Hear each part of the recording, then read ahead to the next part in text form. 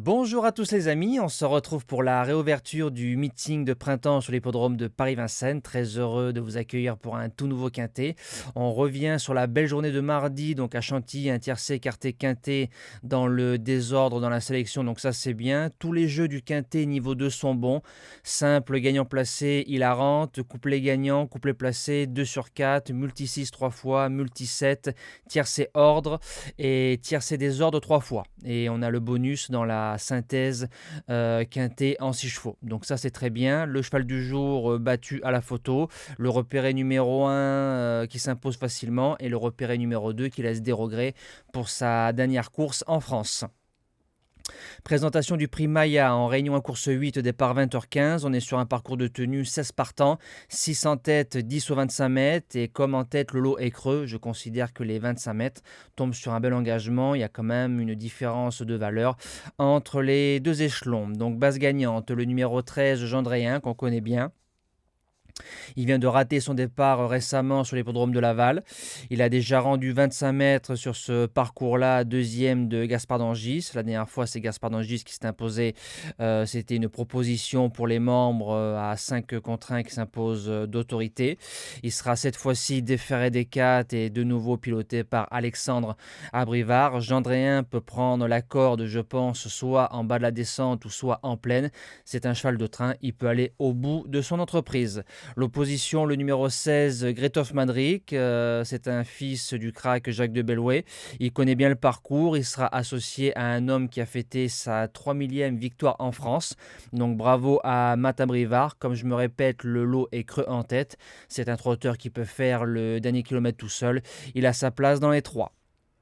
Premier outsider, le numéro 3, Gai Matin, D4 et Eric Raffin.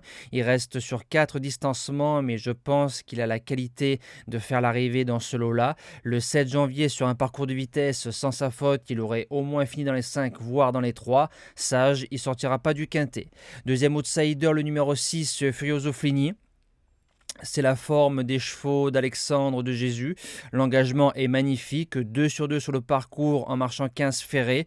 Il sera plaqué devant, déferré derrière pour cette course-là. 15, ça sera compliqué de jouer la place dans les 5, mais je pense qu'en l'allégeant, il pourra marcher son petit 14 et en marchant 14 vendredi soir, tu feras l'arrivée. Pour les chances, on commence avec le numéro 12, Galant Gala. Alors, information à savoir, il n'était pas dans les engagés ce matin quand il y en avait 24 ou 25. On est mercredi matin et à 10h05, donc on l'a rajouté. Donc ça veut dire qu'on est venu courir cette course-là avec des ambitions pour moi. C'est un pisteur, il a le pilote pour, il a 300 mètres, 400 mètres, il est redoutable sur un sprint. Il y aura des wagons pour le ramener. Je pense qu'il peut terminer dans les 5. En 6e place, l'As Gagneur. Il a rendu 50 mètres à Laval en étant malheureux ce jour-là, et croyez-moi, c'est pas facile de rendre 25 et encore plus 50, même si c'est des catégories inférieures. Il a marché 14-1 sur le parcours le 24 décembre, une ligne où on retrouve Graal du Trésor et Gamen Mae, ligne en béton, bien ramené, dangereux. 7e position, le numéro 5, Gaylord Jeff. La beauté de l'engagement m'incite à le garder. On a du mal à retrouver le cheval de ses 5 ans. Maintenant, D4, Franck Nivard, l'association avec Charbonnel marche bien. Pour les placer, oui. En 8e position, le numéro 13, Floréal.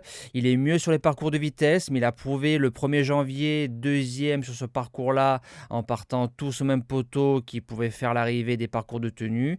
Il a ensuite fait 7e sur un 2007 bien couru le 19 février, en rasant les murs et en suivant les bonnes roues, pourquoi pas. C'est une possibilité. Et en cas de non partant, le numéro 2, Jinko Tellois. C'est un cheval qui est insaisissable. Il est beaucoup fautif. Il a marché 14 piles le 9 décembre sur ce parcours-là. Sage avec Johan. Pourquoi pas. Voilà, dans une longue, on peut le mettre. Et nous, il rentrera en 8e position de la sélection. Voilà, nous, on se dit à demain pour le premier quintet du week-end. On sera encore sur l'hippodrome de Paris-Vincennes. Passez une bonne fin de semaine et un bon futur week-end.